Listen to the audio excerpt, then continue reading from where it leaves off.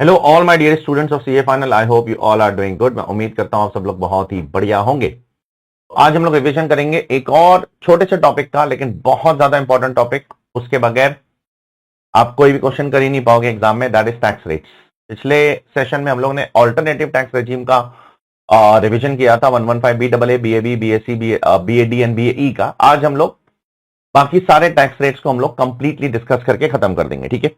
तो सबसे पहले जो टैक्स रेट है वो हम लोग बात करेंगे 115 BAC सबसेक्शन 1A, जो इंडिविजुअल HUF, AOP, BOI और आर्टिफिशियल जुरिडिकल पर्सन के लिए, मतलब जो न्यू रेजिम है उसके बारे में टैक्स रेट्स में बात करेंगे, क्योंकि उसमें बहुत सारे अमेंडमेंट्स है। न्यू रेजिम के अंदर 115 BAC सबसेक्शन 1 है, ये आपका डिफॉल्ट रेजिम है। याद रखना, न्यू रेजिम हमेशा डिफॉल्ट रेजिम होगा। अगर एग्जाम में ऐसा लिखा होगा solve as per new regime, solve as per default regime या solve as per 115 BAC subsection 1 है, तो समझ लेना न्यू रेजिम है, ठीक है। अब न्यू रेजिम के अंदर अमेंडमेंट आ गए। क्या अमेंडमेंट आ गए? हर साल टैक्स रेट्स और स्लैब रेट्स में सरकार कुछ ना कुछ चेंज करते रहती है। इस साल क्या किया है? 4 लाख रुपए तक कुछ भी टैक्स नहीं आएगा। 4 लाख के ऊपर 8 लाख तक 5%, 8 लाख से 12 लाख तक 10%, 12 लाख से 16 लाख तक 15%, 16 लाख से 20 लाख तक 20%, 20 लाख से लेकर 24 लाख तक 25%, और 24 लाख के ऊपर आपका 30% है। तो ये कैसे स्लैब रेट बदला है? ये स्लैब रेट जो है आपका, ये 4-4 लाख रुपए से बढ़ रहा है, और हर 4 लाख रुपए के लिए आपका जो टैक्स रेट है वो 5% से बढ़ जा रहा है, ठीक है। 5, 10, 15, 20, 25 और उसके बाद 30। तो हमेशा याद रखना, 24 लाख रुपए तक का जो टैक्स है ना न्यू रेजिम में, उसको अगर आप कैलकुलेट करोगे तो इसको रट्टा मार लो, 24 लाख रुपए तक का जो आपका टैक्स है वो डायरेक्टली 3 लाख रुपए आएगा, ठीक है। ये पहली चीज है। दूसरी चीज, यहां पर न्यू रेजिम के अंदर, डिफॉल्ट रेजिम के अंदर, ठीक है, यहां पर न्यू रेजिम डिफॉल्ट रेजिम में सबके लिए 4 लाख रुपए का बेसिक एग्जाम्पशन है, सबके लिए। सीनियर सिटीजन हो, नॉन सीनियर सिटीजन हो, रेजिडेंट हो, नॉन रेजिडेंट हो, अगर आप 60 साल के हो, 80 साल के हो, जवान हो, सबके लिए एक ही एग्जाम्पशन लिमिट है 4 लाख रुपीस। ये चीज दिमाग में रखना। अब रिबेट की बात करेंगे थोड़ा सा। रिबेट क्या है सर? अगर आप रेजिडेंट हो और इंडिविजुअल हो, ये दोनों कंडीशन फुलफिल होने चाहिए। कंडीशन नंबर 1 रेजिडेंट होना जरूरी है, कंडीशन नंबर 2 इंडिविजुअल होना जरूरी है। और अगर आपकी टोटल इनकम 12 लाख रुपए तक है तो आपको पूरा टैक्स रिबेट हो जाएगा। 12 लाख तक अगर आप टैक्स निकालो तो एग्जैक्टली 60,000 आता है। तो अगर आपकी इनकम, आप रेजिडेंट हो, आप इंडिविजुअल हो, रिबेट HUF के लिए नहीं है, सिर्फ इंडिविजुअल्स के लिए। अगर आप रेजिडेंट हो, आप इंडिविजुअल हो, और अगर 12 लाख रुपए तक की टोटल इनकम है तो आपका पूरा टैक्स माफ हो जाएगा। 60,000 रुपए का पूरा रिबेट मिल जाएगा। अब सर क्या मार्जिनल रिलीफ मिलेगा? सर मार्जिनल रिलीफ क्या होता है सर? मान लो अगर मैं 12 लाख रुपया कमा रहा हूं, कितना कमा रहा हूं? 12 लाख। तो 12 लाख पे कितना टैक्स आएगा? कुछ भी टैक्स नहीं आएगा, 0 रुपीस, ठीक है, क्योंकि फुल रिबेट हो जाएगा। लेकिन अगर मैं 12,25,000 कमा रहा हूं तो क्या मुझे टैक्स आएगा? हाँ आएगा, अच्छा खासा टैक्स आएगा। तो कितना टैक्स आएगा सर? मेरी इनकम कितने से बढ़ी? मेरी इनकम 25,000 से बढ़ी, और मेरा टैक्स देखोगे तो आप 25,000 का 70-80,000 रुपए से बढ़ जाएगा, ठीक है। तो उस केस में आपको मार्जिनल रिलीफ मिलेगा। कितना मार्जिनल रिलीफ मिलेगा? जितना भी आपकी एक्सेस इनकम है, एक्सेस इनकम कितनी है? 25,000, उसके सामने एक्सेस टैक्स कितना है? मान लो 60,000 का एक्सेस टैक्स है, फॉर एग्जाम्पल। तो जो 35,000 रुपीज है ना, ये आपको मार्जिनल रिलीफ के तौर पे यहां पर मिल जाएगा, ठीक है। तो अगर आपकी इनकम 12 लाख से थोड़ा सा ज्यादा है, 12,20,000 है, 12,50,000 है, 12,70,80,000, 13 लाख तक है, उसके आसपास 1-2 लाख तक ज्यादा है, तो आपको मार्जिनल रिलीफ चेक करना चाहिए, ठीक है। मार्जिनल रिलीफ का बेनिफिट आपको यहां पर मिल जाएगा, ओके। ये पहली चीज। बहुत सारी चीजें यहां पर, क्योंकि इन्होंने टैक्स रेट के अंदर बहुत बवंडर मचा के रखा है। दूसरी चीज सर, क्या मुझे अगर मेरी टोटल इनकम के अंदर अगर कोई स्पेशल इनकम है, कौन सी इनकम है? स्पेशल इनकम्स, तो क्या उसके अगेंस्ट भी मुझे रिबेट मिलेगा? नहीं मिलेगा, अभी अमेंडमेंट आ चुका है। कोई भी स्पेशल इनकम के अगेंस्ट आपको रिबेट नहीं मिलेगा न्यू रेजिम के अंदर। फिर आप 111 वाली स्पेशल इनकम कमा रहे हो, या 112 वाली कमा रहे हो, 112A वाली कमा रहे हो, या लॉटरी वाली कमा रहे हो, या हॉर्स रेस वाली कमा रहे हो, या ऑनलाइन गेम वाली कमा रहे हो, कोई भी स्पेशल इनकम अगर आप न्यू रेजिम में कमा रहे हो, उसमें से आपको रिबेट नहीं मिलेगा, नहीं मिलेगा, नहीं मिलेगा। इसका मतलब रिबेट सिर्फ और सिर्फ किसके अगेंस्ट मिलेगा? रिबेट सिर्फ और सिर्फ नॉर्मल इनकम के अगेंस्ट मिलेगा, जिसके ऊपर कोई स्पेशल टैक्स रेट नहीं लगता है। मतलब पीजीबीपी के अगेंस्ट, सैलरी के अगेंस्ट, एचपी के अगेंस्ट, आईएफओएस के अगेंस्ट, ये सारी इनकम के अगेंस्ट आपको रिबेट मिलेगा, ठीक है। जो भी इनकम नॉर्मल रेट पे टैक्स होती है, नॉर्मल मतलब स्लैब रेट पे टैक्स होती है, उसके अगेंस्ट रिबेट मिलेगा। अगर आपकी टोटल इनकम के अंदर कोई स्पेशल इनकम है तो उसके ऊपर जो टैक्स आएगा उस पर आपको रिबेट नहीं मिलने वाला है, ठीक है।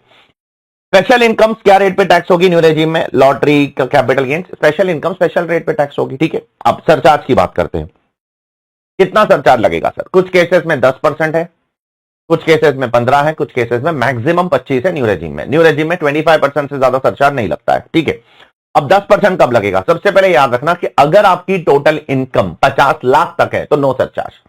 50 लाख रुपए तक कमाने वाले के लिए कोई सरचार्ज नहीं है। अगर आपकी total income including special dividend income, special 111 capital gains 112 और 112 है, ये 4 इनकम को मैं स्पेशल इनकम बोलूंगा, 1 2 3 4। अगर ये चारों इनकम मिलाकर आपकी टोटल इनकम 50 लाख से ज्यादा है और 1 करोड़ तक है, 1 करोड़ तक है, एग्जैक्ट 1 करोड़ तक, तो आपको 10% सरचार्ज लगेगा। ठीक है। सेकेंड केस में अगर ये चारों इनकम मिलाकर आपकी टोटल इनकम, इसके साथ सैलरी भी जोड़ लो, ठीक है, कैपिटल गेन्स भी है, 111 भी है, 112 भी है, 112A भी है, डिविडेंड इनकम भी है, और साथ साथ में आपकी सैलरी भी है, हाउस प्रॉपर्टी, ये सब मिलाकर अगर 1 करोड़ से ज्यादा है और 2 करोड़ तक है तो आपको 15% सरचार्ज में लगेगा। ठीक है। तो पहले 2 केसेस में ना देखना, ये सारी इनकम मिलाकर इंक्लूडिंग चेक करना है। ठीक है। अब थर्ड केस में क्या करना है मालूम, आपको टोटल इनकम एक्सक्लूडिंग ये आइटम्स को हटा दो, मतलब अब सिर्फ salary, house property, other income अगर 2 करोड़ से ज्यादा है, कितने, अदर इनकम 2 करोड़ से ज्यादा है तो अदर इनकम के ऊपर 25% सरचार्ज लगेगा। और ये जो स्पेशल इनकम है ना, ये चारों स्पेशल इनकम पे ऊपर आपको सिर्फ 15% का सरचार्ज लगेगा। तो मान लो ये केस 3 में कौन आएगा, मान लो आपकी अदर इनकम कितनी है, फॉर एग्जांपल आपकी अदर इनकम मतलब आपकी सैलरी 3 करोड़ है, ठीक है, और ये सारी चीजें जो स्पेशल इनकम है वो आपकी से 80-90 लाख रुपए, तो 3 करोड़ की सैलरी पे जो टैक्स आएगा ना, उस पर 25% सरचार्ज आएगा, और जो बची हुई जो आपकी स्पेशल इनकम है ना, उस पर 15% सरचार्ज आएगा। I hope it is clear to all of you. और लास्ट वाले केस में वापस से इंक्लूडिंग आ गया सब कुछ।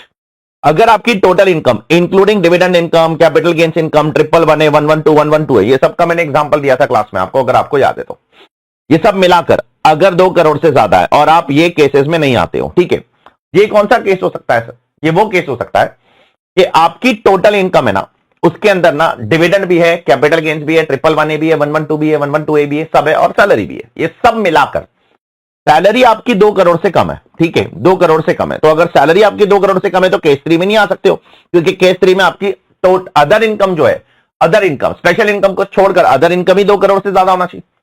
अब सैलरी आपकी 1.5 करोड़ है और बाकी स्पेशल इनकम 1 करोड़ है, तो आपकी टोटल इनकम 2.5 करोड़ होगी, लेकिन आप केस 3 में नहीं आओगे तो आप केस 4 में आ जाओगे।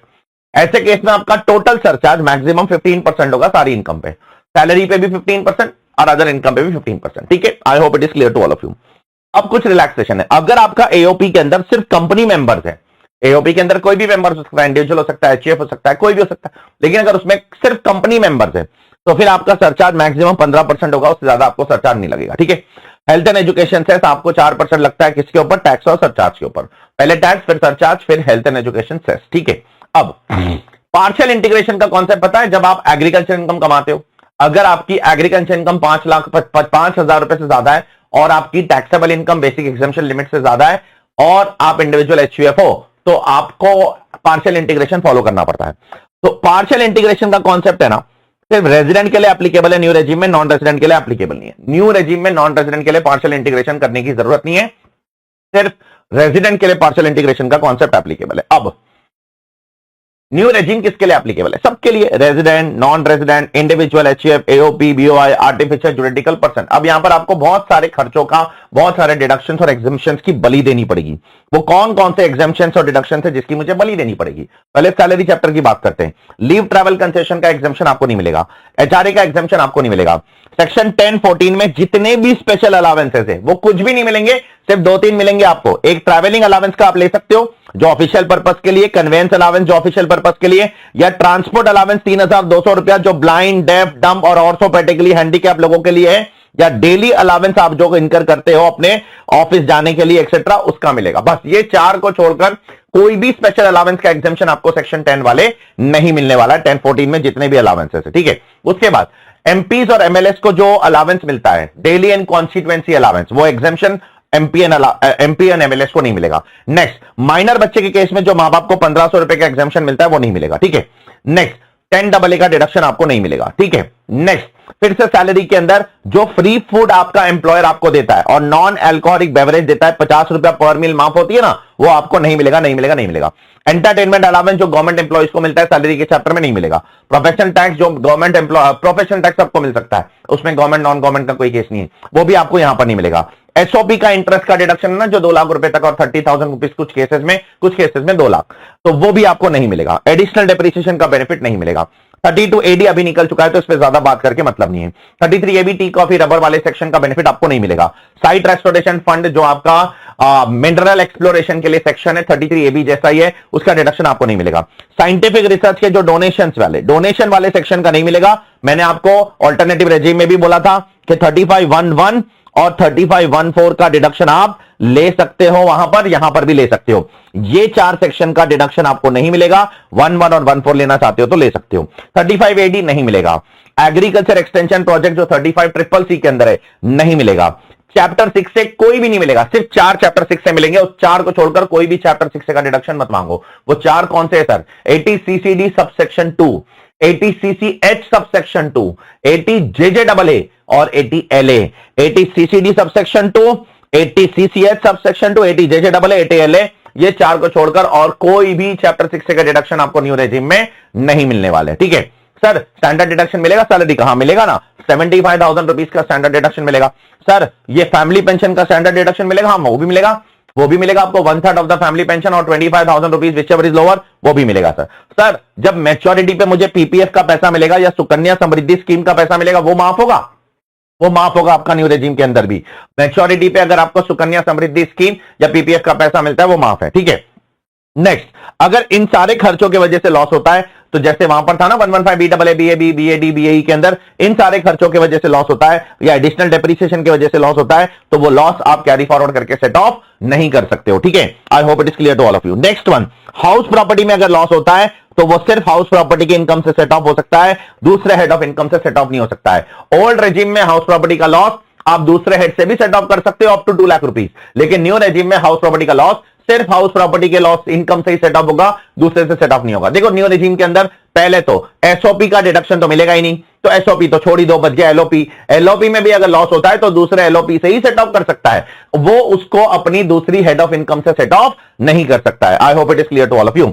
नॉर्मल डेप्रिसिएशन भी मैक्सिमम आपको 40% ही मिलेगा, एडिशनल तो मिलेगा ही नहीं, छोड़ दो। नॉर्मल भी मैक्सिमम 40 मिलेगा, बस एक ही केस में 45% मिलता था, वो भी यहां पर न्यू रेजिम में आपको नहीं मिलेगा। वो 45%, 45% कौन सा केस है? वो 23 अगस्त 2019 से लेकर 31 मार्च 2020 वाला केस। ठीक है, जिसके बीच में अगर आप मोटर व्हीकल खरीदते हो which is in the business of running them on hire, और उस बिजनेस उस पीरियड में आप मोटर व्हीकल खरीद के यूज करते हो, तो 30 + 15% 45% मिल सकता था, लेकिन अगर आप न्यू रेजिम फॉलो करोगे तो सिर्फ 40% मिलेगा। I hope it is clear to all of you. Next, अगर आप न्यू रेजिम ऑप्ट कर रहे हो, मतलब बाय डिफॉल्ट तो न्यू रेजिम ही मिलेगा, ऑप्ट तो आप ओल्ड करोगे, न्यू रेजिम के लिए जा रहे हो तो एएमटी एप्लीकेबल नहीं है, एएमटी एप्लीकेबल नहीं है, और एएमटी का क्रेडिट भी आपके लिए एप्लीकेबल नहीं होगा। ठीक है, I hope it is clear to all of you. अब इसको कैसे, सर मुझे न्यू नहीं चाहिए, मुझे ओल्ड चाहिए, तो मैं कैसे ऑप्ट करूं? अगर ओल्ड ऑप्ट करना है तो आपको एक फॉर्म भरना पड़ेगा as per section 115 BAC subsection 6। अब उसमें सारे एसएससीज को 2 कैटेगरी में डिवाइड किया है, अदर देन पीजीबीपी एसएससी और PGBP SSC. Other than PGBP SSC जिनका बिजनेस एंड प्रोफेशन नहीं है, उनके लिए हर साल ऑप्शन है, जब ऑप्ट करना है करो, नहीं करना है मत करो। अगर आप सैलरी एसएससी हो, एचपी एसएससी हो, आईएफओएस एसएससी हो, कैपिटल गेन्स एसएससी हो, पीजीबीपी एसएससी नहीं हो, हर साल ऑप्शन है, दरवाजे ओपन है आपके लिए, आना है आओ, नहीं आना है मत आओ। अगर आप कुछ नहीं करोगे तो बाय डिफॉल्ट न्यू रेजिम मिलेगा, और अगर ऑप्ट करना है तो आप ओल्ड रेजिम ऑप्ट कर दो, अगले साल वापस से न्यू करना है तो वापस से न्यू कर लो, वापस से ओल्ड करना है न्यू करो, old new old new old new, आप स्विच करो, कोई दिक्कत नहीं है। किसके लिए कोई दिक्कत नहीं है? किसके लिए कोई दिक्कत नहीं है? जो क्या करता है, जो पीजीबीपी नहीं करता है, लेकिन जो पीजीबीपी करता है उनके लिए बहुत दिक्कत है। बहुत बारीकी से सुन ला, जो पीजीबीपी फॉलो करता है, जिसके इनकम फ्रॉम, जिसकी टोटल इनकम में बिजनेस एंड प्रोफेशन की इनकम है, उनको बाय डिफॉल्ट तो सबको न्यू रेजिम ही मिलेगा, by default new regime, point number 1। लेकिन अगर ओल्ड लेना चाहते हो तो ले लो, ठीक है, ओल्ड लेना चाहते हो तो ले लो। क्या अगले साल वापस न्यू में आ सकता हूं? वापस न्यू में आ सकते हो सिर्फ एक ही बार, उसके बाद वापस ओल्ड में नहीं जा सकते हो, पॉसिबल ही नहीं है। तो बाय डिफॉल्ट अगर आप करंट ईयर में न्यू ले रहे हो तो न्यू ले रहे हो, लेकिन न्यू नहीं लेना है, ओल्ड लेना है तो ले लो ओल्ड, ऑप्शन ऑप्ट करो, ओल्ड ले लो। अगले साल वापस न्यू में आ सकता हूं, वापस न्यू में एक ही बार, once in a lifetime आ सकता, फिर वापस ओल्ड में जा सकता हूं, वापस ओल्ड में नहीं जा सकते हो, सिर्फ एक ही पॉसिबिलिटी है वापस ओल्ड में जाने की, अगर आपका पीजीबीपी खत्म हो जाता है तो। फ्यूचर में अगर बिजनेस एंड प्रोफेशन खत्म, no PGBP income, salary, HP, IFOS, तो आप वापस से ओल्ड में जा सकते हो। इसमें भी एक और रिस्ट्रिक्शन है, करंट ईयर में मैंने पहले ओल्ड ऑप्ट कर लिया, ठीक है, अब रिवाइज रिटर्न भर के मेरे को न्यू ऑप्ट करना है, नहीं कर सकते हो। सेम ईयर में आप चेंज नहीं कर सकते हो। अगर आपने रिटर्न भर के ओल्ड ऑप्ट कर दिया है तो आप रिवाइज रिटर्न भर के आप न्यू में नहीं आ सकते हो, पॉसिबल नहीं है। वो न्यू में आने का ऑप्शन अगले साल ही दिया गया है, ठीक है। I hope it is clear to all of you, ये बातें यहां पर बोली गई है। सर एम्प्लॉयर जब मेरा टीडीएस काटेगा तो कैसे काटेगा? ओल्ड के हिसाब से काटेगा, न्यू के हिसाब से? एम्प्लॉयर आपका न्यू के हिसाब से काटेगा। अगर आप ओल्ड के हिसाब से कटवाना चाहते हो तो मैंने आपको टीडीएस के चैप्टर में भी बोला था कि एम्प्लॉयर को, आपको एम्प्लॉयर को क्या देगा? डिक्लेरेशन देगा। डिक्लेरेशन दे देगा तो फिर एम्प्लॉयर किसके हिसाब से काटेगा? एम्प्लॉयर फिर अपना ओल्ड के हिसाब से काटेगा। लेकिन फिर बाद में ड्यूरिंग द ईयर वो डिक्लेरेशन को आप बदल नहीं सकते हो, आप चेंज नहीं कर सकते हो। एक बार आपने डिक्लेरेशन दे दिया एम्प्लॉयर को कि आप मेरा ओल्ड के हिसाब से काटो, तो फिर एम्प्लॉयर ओल्ड के हिसाब से काटेगा, फिर वो चेंज नहीं करेगा। प्लस एम्प्लॉयर को डिक्लेरेशन देने का मतलब ये नहीं है कि आपने ओल्ड रेजिम ऑप्ट कर लिए। ओल्ड रेजिम ऑप्ट करने के लिए आपको रेलेवेंट फॉर्म भरना पड़ेगा, जो भी सरकार ने बोला है, फॉर्म 10 IEA जो भी फॉर्म है वो फॉर्म भर के देना पड़ेगा, तभी जाकर आपको ओल्ड रेजिम का बेनिफिट मिलेगा। I hope it is clear to all of you.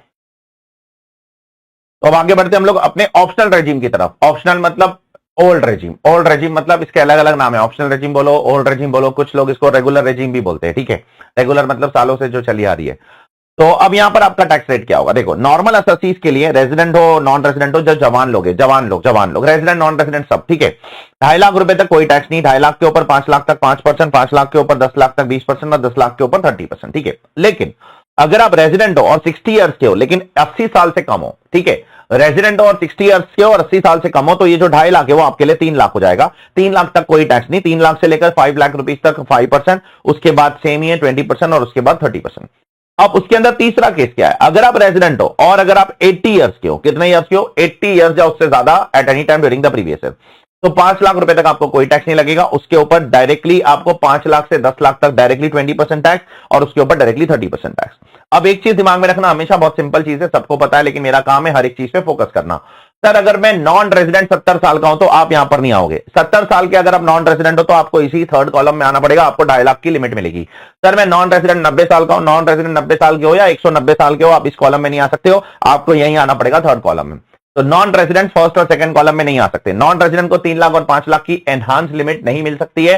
3 lakh और 5 लाख की लिमिट सिर्फ रेजिडेंट्स लोगों के लिए। 3 लाख किसके लिए? जिसकी एज 60 ईयर्स हो चुकी है या 80 साल से 80 ईयर से कम है, और 5 लाख किसके लिए? जिसकी एज 80 ईयर्स या उससे ज्यादा हो चुकी है। ठीक है, अब सरचार्ज यहां पर सेम न्यू रेजिम जैसा ही है, बस फर्क यहां पर है कि न्यू रेजिम में मैक्सिमम सरचार्ज 25% था, यहां पर मैक्सिमम सरचार्ज 37% है। तो सबसे पहले आपकी टोटल इनकम अगर 50 लाख रुपए तक है तो नो सरचार्ज। उसके बाद अगर 50 लाख रुपए तक है इंक्लूडिंग स्पेशल इनकम, 50 लाख से ज्यादा है including special income but 1 crore तक है तो 10%। उसके बाद 1 करोड़ से ज्यादा है इंक्लूडिंग स्पेशल इनकम और 2 करोड़ रुपए तक है तो 15%। उसके बाद इंक्लूडिंग स्पेशल इनकम 5 करोड़ रुपए तक इनकम है और 2 करोड़ से ज्यादा है तो नॉर्मल इनकम पे आपका 25% टैक्स, स्पेशल इनकम पे 15% सरचार्ज। तो अगर सैलरी है उसके अंदर तो उस पे आपको 25% सरचार्ज लगेगा, और जो आपकी 111 है, 112 है और डिविडेंड इनकम है उसके ऊपर आपको 15% सरचार्ज लगेगा। ठीक है, उसके बाद अगर 5 करोड़ से ज्यादा है तो टोटल इनकम, ठीक है, एक्सक्लूडिंग यहां पर एक्सक्लूडिंग चेक करना है, तो 37% आपकी नॉर्मल इनकम पे और जो स्पेशल इनकम है उसके ऊपर आपको 15% का सरचार्ज लगेगा। आपको केयरफुली क्या देखना है? पहले केस में आपको इंक्लूडिंग स्पेशल इनकम चेक करना है, दूसरे केस में भी आपको इंक्लूडिंग स्पेशल इनकम चेक करना है, तीसरे केस में आपको अदर इनकम 5 करोड़ तक है और 2 करोड़ से ज्यादा है क्या वो चेक करना है, स्पेशल इनकम को नहीं देखना है।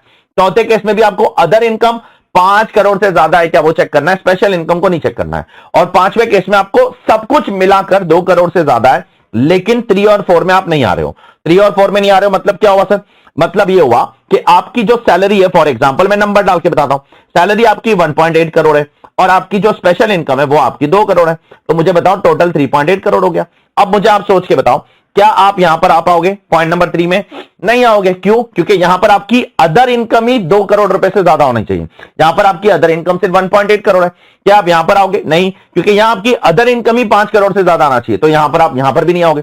अब ये सिर्फ पॉसिबल केस 5 में है, और केस 5 में फिर क्या करना है? टैक्स निकालना है पूरे अमाउंट पे और उसके ऊपर पूरे अमाउंट पे 15% सरचार्ज लगा देना है। केस 5 के अंदर मल्टीपल अलग अलग सरचार्ज का कोई कॉन्सेप्ट नहीं है। ठीक है, I hope it is clear to all of you. यहां पर भी सेम पॉइंट है, अगर आपकी कंपनी के अंदर सारे मेंबर्स एओपी के, आपकी एओपी में सारे मेंबर्स कौन है कंपनी है, तो आपको मैक्सिमम सरचार्ज 15% का ही लगेगा, 15% से ज्यादा का सरचार्ज आपको नहीं लगेगा। 4% लेविएबल है आपका सेस, जो हेल्थ एंड एजुकेशन सेस है, जैसे आपका न्यू रेजिम में लगता है। अब रिबेट की बात करते हैं। रिबेट फिर से सिर्फ रेजिडेंट को मिलेगा, इंडिविजुअल को मिलेगा, लेकिन ओल्ड रेजिम में लिमिट सिर्फ 5 लाख रुपए है। न्यू रेजिम में कितनी है? 12 लाख रुपए तक की इनकम पे आपको रिबेट है, यहां पर सिर्फ 5 लाख रुपए तक की इनकम पे रिबेट है। कितना? 100% ऑफ टैक्स और 12,500। न्यू रेजिम में कितना है? 100% ऑफ टैक्स और 60,000 रुपीज है, यहां पर 60 नहीं है, यहां पर सिर्फ 12,500 है, विच एवर इज लेस। अब कुछ बातें जो बताना चाह रहा हूं ओल्ड और न्यू में थोड़ी बदल जाती है। सर अगर मेरी इनकम 5 लाख है तो कितना टैक्स आएगा? 0 टैक्स आएगा। सर मेरी इनकम 5,10,000 है तो कितना टैक्स आएगा? थोड़ा बहुत टैक्स आएगा, कुछ तो आएगा, 14-15 हजार रुपए आ जाएगा, से 14,000 रुपए आ गया। तो सर मेरी इनकम तो 10,000 से बढ़ी लेकिन मेरा टैक्स 14,000 से बढ़ गया, क्या मुझे मार्जिनल रिलीफ मिलेगा? नहीं मिलेगा। ओल्ड रेजिम में रिबेट वाले केसेस में सरकार मार्जिनल रिलीफ नहीं देती है, चेक करो। ओल्ड रेजिम में रिबेट वाले केसेस में सरकार आपको मार्जिनल रिलीफ नहीं देती है, लेकिन न्यू रेजिम में मिल जाता है। न्यू रेजिम में अगर आप 12 लाख से थोड़ा सा ज्यादा कमाओगे ना, तो अगर आपकी इनकम कम बढ़ रही है और टैक्स ज्यादा बढ़ रहा है, इनकम 20,000 से बढ़ रही है और टैक्स 70,000 से बढ़ रहा है, तो आपको रिबेट मिलेगा। लेकिन ओल्ड रेजिम में 5 लाख से ज्यादा कमा रहे हो, थोड़ा सा ज्यादा कमा रहे हो, 10,000 ज्यादा कमा रहे हो, टैक्स 15,000 एक्स्ट्रा आ रहा है, दो अपनी जेब से 5,000 रुपए एक्स्ट्रा, ठीक है। यहां पर कोई रियायत नहीं है, कोई यहां पर रिलैक्सेशन नहीं है आपके लिए, माफ करो, ठीक है। सेकेंड चीज जो ओल्ड रेजिम और न्यू रेजिम में डिफरेंस है वो मैं आपको बताता हूं। सर 112A के इनकम के अगेंस्ट रिबेट मिलेगा? नहीं मिलेगा, वो जमाने से नहीं मिलता है। सर बाकी इनकम के अगेंस्ट मिलेगा। न्यू रेजिम में ना 111A के अगेंस्ट भी नहीं मिलता है, 112 के अगेंस्ट भी नहीं मिलता है, और लॉटरी के अगेंस्ट भी, किसी के भी अगेंस्ट नहीं मिलता है, क्योंकि उधर अमेंडमेंट आया लेकिन ओल्ड में अमेंडमेंट नहीं लाया। मैंने आपको क्लास में बताया था। इसका मतलब फिर से देखो, न्यू रेजिम के अंदर है ना, जो आपको 12 लाख रुपए की लिमिट है ना, उसके अंदर अगर कोई भी स्पेशल इनकम होगी ना, कोई भी, तो उसके अगेंस्ट रिबेट नहीं मिलेगा।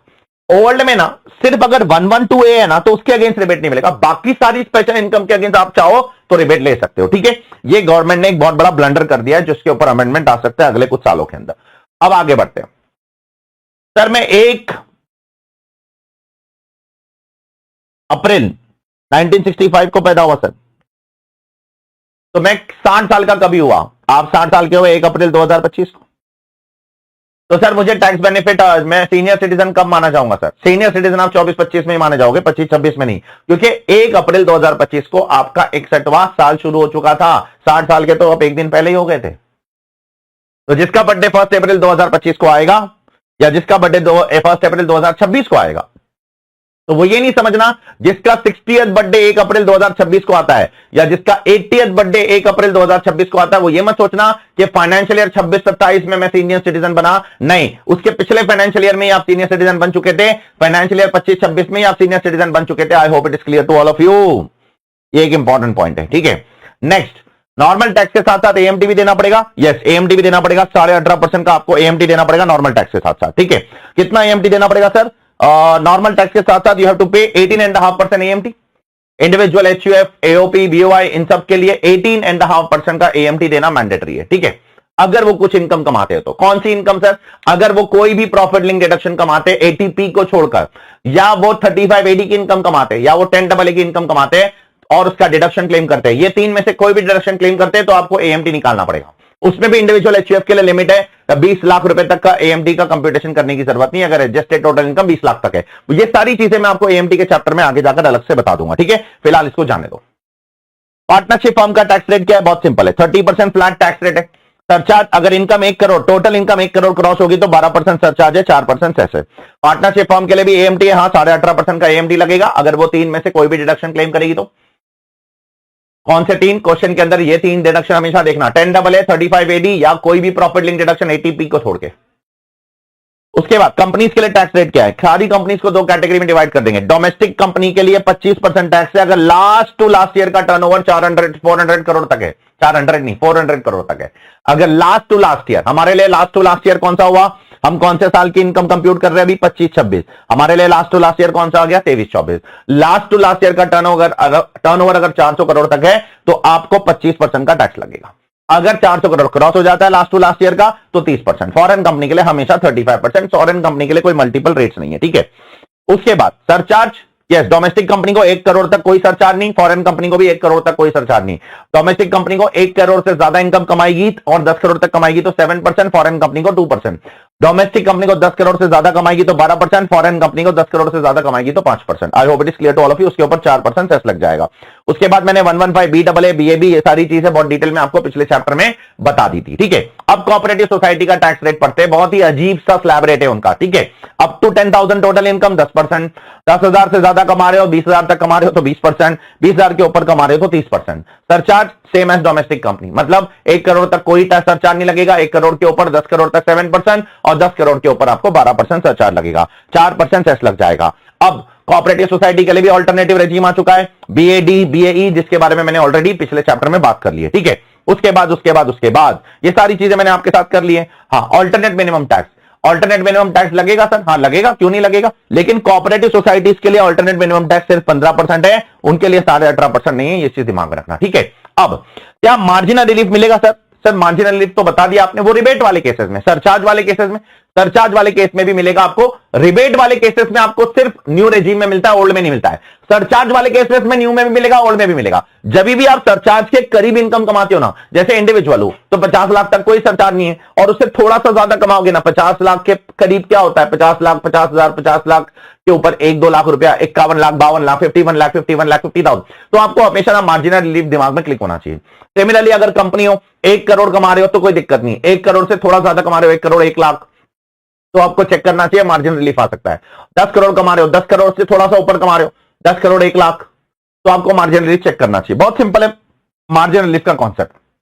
कोई एक एग्जांपल देता हूं, मान लो मैं एग्जैक्ट 50 लाख कमा रहा हूं, तो कोई टैक्स नहीं आएगा, कोई मार्जिनल, कोई सरचार्ज नहीं आएगा मुझे, तो पहले टैक्स निकालो 50 लाख पे, उसके बाद 51 लाख कमा रहा हूं, 51 लाख, तो बहुत सिंपल रूल है, जो भी आपका टैक्स आया ना 50 लाख पे, उस पे आप जो एक्स्ट्रा इनकम है ना, एक्स्ट्रा इनकम कितनी है, लाख रुपए की, वो ऐड बैक कर दो बस। तो मान लो जो भी टैक्स आपका 50 लाख पे आया, उस पे एक्स्ट्रा इनकम ऐड कर दोगे, तो आपको क्या मिल जाएगा, आपको आपका 51 लाख रुपीस के ऊपर जो टैक्स आएगा वो मिल जाएगा, उसके ऊपर 4% सेस मार दो। ये शॉर्टकट है, बहुत सबसे आसान है, ठीक है। बाकी बहुत ज्यादा डिटेल में मैंने आपको क्लास में समझाया हूं, फिर वो हमारा रेगुलर बैच हो, एग्जाम ओरिएंटेड बैच हो, या फिर वो प्रैक्टिकल क्वेश्चन बैच हो, सारे बैचेस के अंदर मैंने आपको ये डिटेल में समझाया, ठीक है।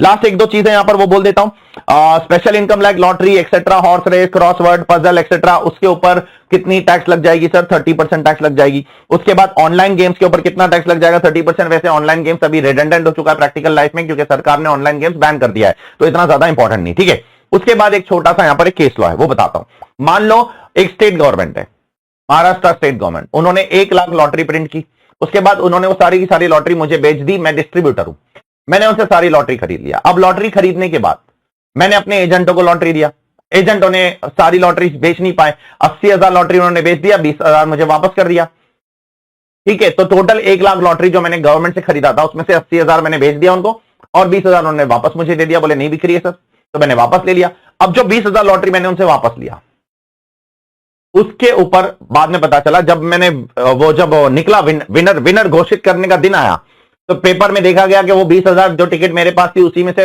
विनर है, तो वो सारा पैसा मुझे मिलेगा फिर, ठीक है, डिस्ट्रीब्यूटर को मिल जाएगा। तो डिस्ट्रीब्यूटर के हाथ में वो कहां चार्ज होगा, पीजीबीपी में चार्ज होगा क्या, आईएफओएस? तो यहां पर केरला हाईकोर्ट ने बोल दिया मंजून कंपनी के केस में कि ये आपकी कैपेसिटी इन डिस्ट्रीब्यूटर नहीं कमाए हो आपने, ये आप मियर बाय चांस कमाए हो, लग बाय चांस आया आपको ये, तो ये आपकी पीजीबीपी इनकम नहीं बोली जा सकती है, ये आपकी आईएफओएस इनकम बोली जाएगी। Unsold lottery ticket in the hands of distributor will be assessed as lottery income under 115BB। इसके ऊपर आपको 30% टैक्स देना पड़ेगा, 4% टैक्स देना पड़ेगा, और अगर सरचार्ज है तो सरचार्ज भी देना पड़ेगा। I hope it is clear to all of you.